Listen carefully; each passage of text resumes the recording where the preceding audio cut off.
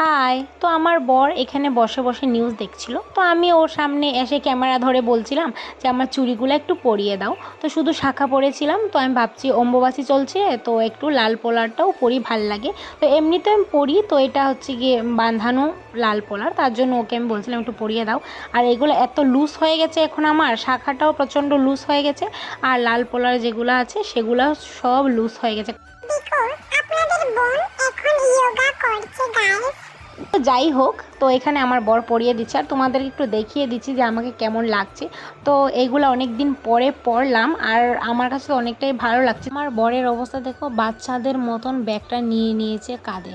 আর বরের ছিল এক্সাম, তো অম্বুবাচীর দিন প্রথম এক্সাম ছিল ওর, আর এক্সাম ছিল কৈলাসহরে। তো ও চলে গেছে, ওকে আমি টাটা বাই বাই বলে দিয়েছি। তারপর চলে এসেছি ঘরে এসে পরে নিলাম আরেকটা চুড়ি। তো এগুলো আমার বাবা দিয়েছিল আমার বিয়েতে।